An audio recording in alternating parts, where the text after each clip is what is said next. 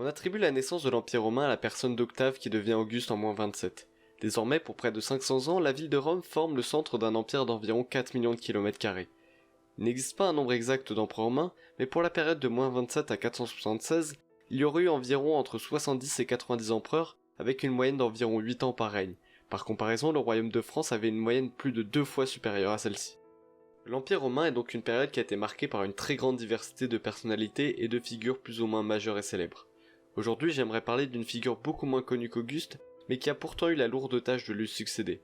Je parle de l'empereur Tibère, le second empereur de Rome. Tibère est né à Rome le 16 novembre -42, soit peu de temps après la mort de César. Il est le fils de Livie, la future femme d'Auguste, mais aussi de Tiberius Claudius Nero, ce qui fait de lui un membre de la famille des Claudii.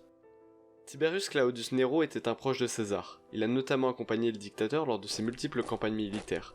Mais lorsque César fut assassiné, Tiberius fit l'erreur de choisir le camp de Marc-Antoine, et face à la montée d'Octave à Rome, il prit la décision de fuir avec sa famille vers les îles. Il ne revint à Rome qu'en -39. En échange du pardon d'Octave, il doit renoncer à sa femme Livie alors enceinte de lui. Octave l'aimait, et cela lui permit de l'épouser en -38. Peu de temps après, Livie donne naissance à Drusus, qui est donc le petit frère de Tibère. L'enfance de Tibère fut donc très mouvementée et marquée par la guerre civile. Il finit néanmoins par se retrouver aux côtés de sa mère et d'Octave qui devient rapidement Auguste, premier empereur de Rome. Tibère, lui, suit un parcours traditionnel et se démarque notamment dans l'armée en obtenant quelques succès militaires. Il participe en -20 à la campagne contre les Perses qui permit à Rome d'obtenir vengeance sur le massacre de Carae où Crassus avait perdu la vie. En -16, Tibère épouse Vipsania par amour et de ce mariage naît Drusus, oui, le même nom que son frère. Malgré tout, Tibère ne profite pas réellement de sa proximité avec Auguste. L'empereur devient un modèle de vertu, ce qui ne fait qu'accentuer les différences avec Tibère. Auguste est très proche du peuple, il est très éloquent et aime se mettre en avant dans de grandes parades et de grandes célébrations. Tibère, lui, s'avère plus réservé, même plutôt fermé. Il aime la solitude et la réflexion philosophique. De plus, il est né d'un autre mariage et Auguste lui préfère son petit frère Drusus qu'il considère comme son fils. Afin de pérenniser ses réussites, l'empereur s'engage dans la question qui occupera toute la fin de son règne. Qui pourrait bien lui succéder? En mariant sa fille Julie avec de grandes figures de son règne, il réussit à obtenir plusieurs petits-fils qui pourraient faire de bons successeurs. Cependant, ces jeunes espoirs se retrouvent rapidement orphelins de père, et il leur faut donc quelqu'un de compétent pour assurer leur sécurité. Alors que Tibère obtient son premier consulat en -13, Auguste lui impose de quitter Vipsania, qu'il ne cessera d'aimer, pour Julie, mais aussi lui fait promettre de protéger ses descendants et de se comporter en père pour eux. Tibère déteste Julie, et le mariage se passe très mal. Julie est extrêmement ambitieuse et ne supporte pas le fait que son père la manipule pour obtenir des héritiers. Elle se voit en impératrice, non en tant que simple passeur du titre impérial. Elle essaye donc de faire de Tibère l'empereur, même si celui-ci refuse. Il aime sa place de second et n'apprécie pas particulièrement la politique. En -6, prétextant la maladie, il demande à Auguste le droit de se retirer pour l'île de Rhodes, afin de ne plus avoir à subir Julie et les intrigues de cour. Cette décision de s'écarter de la politique lui permet aussi de se consacrer à sa famille et ses proches. Il reste sur l'île de Rhodes pendant 8 ans où il vit tranquillement. En -2, Julie est faite arrêter après avoir comploté pour se débarrasser d'Auguste au profit de Tibère.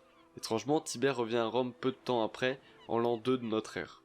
À Rome, la situation n'est pas très glorieuse. Les héritiers d'Auguste meurent un par un, et la question de la succession devient primordiale puisque l'empereur se fait vieux. Même Drusus, le petit frère de Tibère auquel Auguste était attaché, est mort. Drusus laisse cependant un fils du nom de Caius Iulius Caesar, que l'on appellera par la suite Germanicus. Auguste voit en lui une nouvelle opportunité de perpétrer son héritage.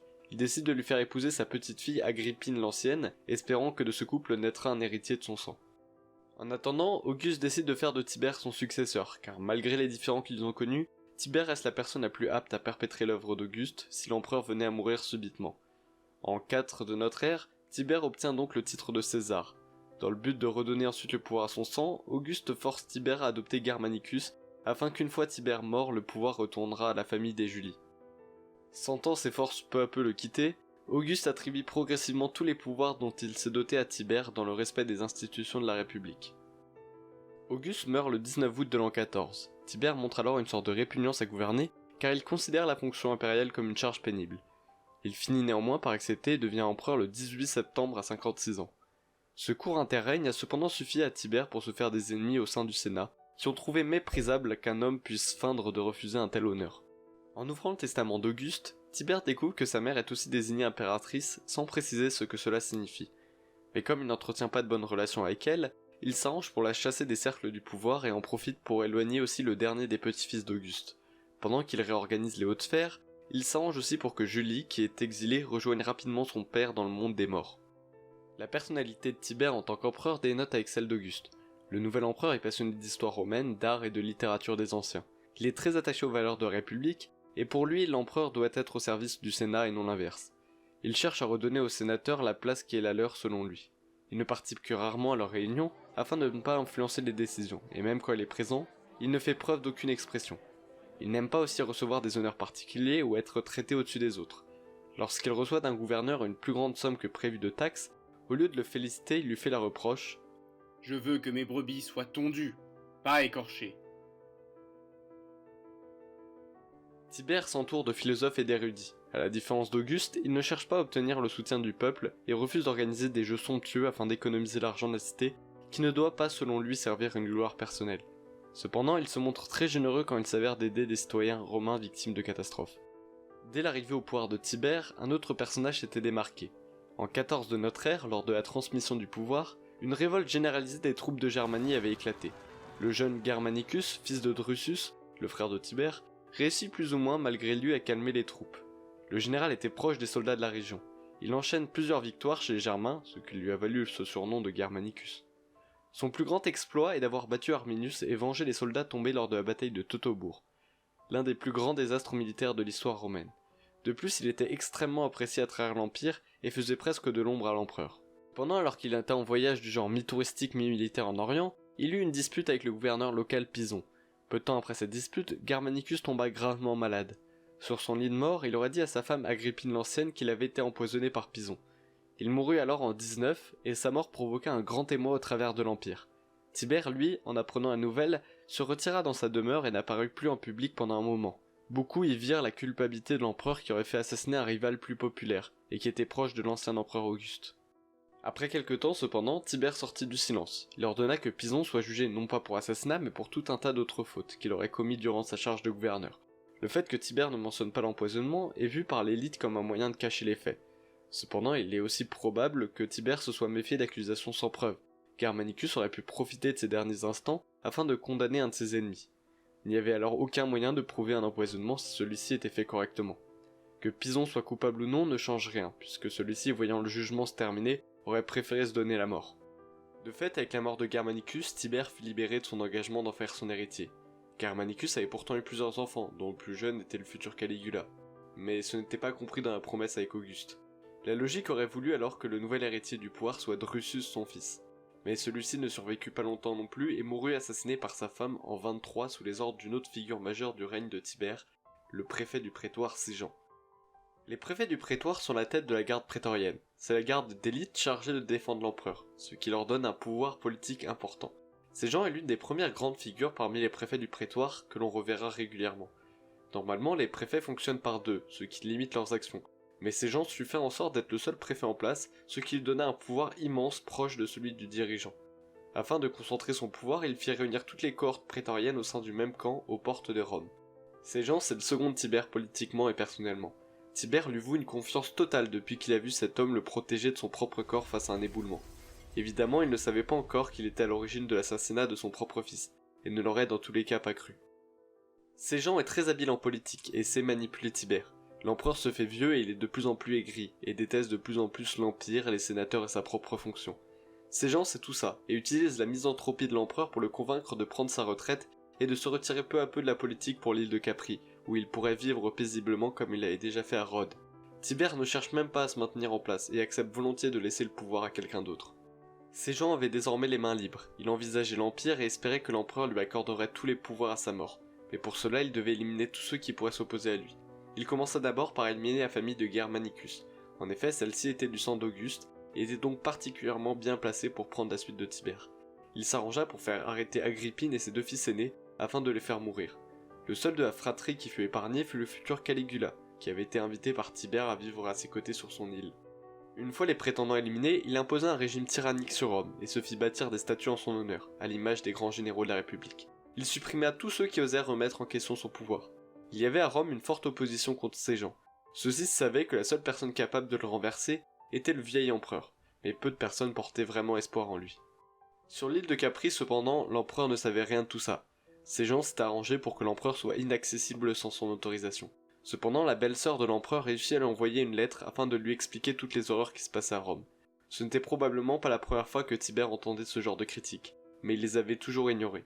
Il est possible que ce soit en tant que chef d'une grande famille répondant à l'appel d'un des siens, et non en tant qu'empereur que Tibère décida d'intervenir pour mettre fin à la tyrannie de Séjan. Le 18 octobre 31, Séjan était au comble de la joie. Il avait entendu par une rumeur à Rome que l'empereur avait décidé de faire de lui son égal. Il alla donc au Sénat pour entendre la lettre de l'empereur par lui-même. C'était une lettre extrêmement longue et incompréhensible. Cependant, la fin était toute claire. Séjan était reconnu coupable de haute trahison et devait être exécuté. Cela a dû être violent pour Séjan, et sa chute fut extrêmement rapide. Le jeune Macron, un autre proche de Tibère, fut chargé de le faire arrêter et de le traîner vers la prison. Sur le chemin, Séjan put voir horrifié la destruction des statues qu'il avait fait bâtir et l'importante foule réunie pour assister à sa chute. Il finit étranglé dans sa prison. Mais l'empereur Tibère n'en avait pas fini. Il fit mettre à mort tous ceux qui avaient servi Séjan et tous ceux qui avaient osé le critiquer. La veuve de Drusus, son fils, fut mise à mort pour avoir eu une relation avec Séjan, et avant de mourir, elle avoua à l'empereur que c'était le préfet qui avait organisé le meurtre de son fils. Tibère sombra alors encore plus dans la folie et dans sa haine des hommes. À Rome, la population vécut très mal ces mises à mort ordonnées par l'empereur, puisqu'à leurs yeux, l'empereur lui-même était la cause de la tyrannie de Séjan par son incapacité à gouverner. Malgré tout, l'empereur ne retourna pas à Rome. Il décida simplement de remplacer Séjan par quelqu'un d'autre. Macron fut désigné préfet du prétoire. Ensuite, Tibère se retira définitivement des affaires politiques. Suétone et Tacite, qui sont de grands détracteurs de Tibère, dirent beaucoup sur l'île de Capri. Tibère aurait exercé tous ses vices dans un seul endroit. Il aurait pris plaisir à salir toutes les classes sociales et les symboles de Rome. Il aurait humilié des membres de grandes familles, se serait plongé dans les orgies, aurait eu des rapports pédophiles et aurait initié Caligula à toutes les perversions. En réalité, on ne sait rien de ce qu'il s'est vraiment passé à Capri. L'empereur était très vieux. Il avait déjà 63 ans quand il était parti pour la première fois, et il y mourut à 77 ans. Il avait sombré peu à peu dans le désespoir avec la mort progressive de tous ses proches. Il ne lui restait alors qu'un petit-fils et un petit-neveu.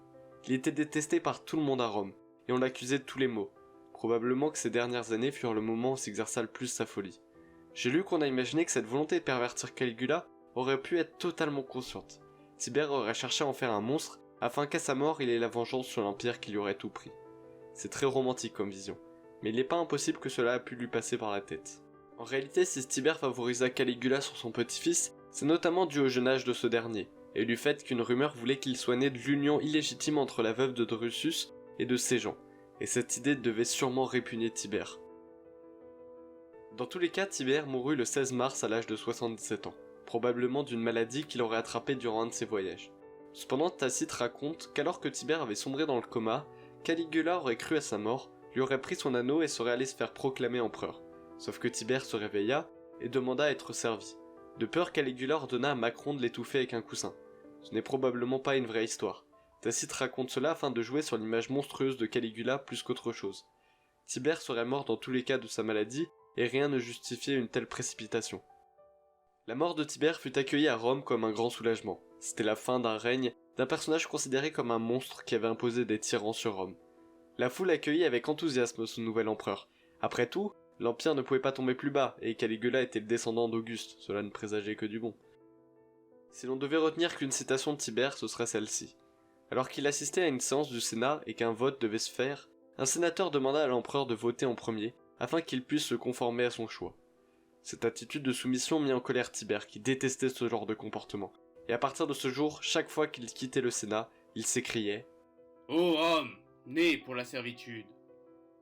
Voilà pour le règne de Tibère. Au final, il est surtout marqué par des affaires de politique intérieure, et l'Empire reste plutôt calme, mais cela ne va pas durer longtemps. Le règne de Caligula, que l'on verra bientôt, est beaucoup plus court, mais ne vous inquiétez pas, il ne manque pas de choses à dire. Et Caligula respecte plutôt bien sa réputation.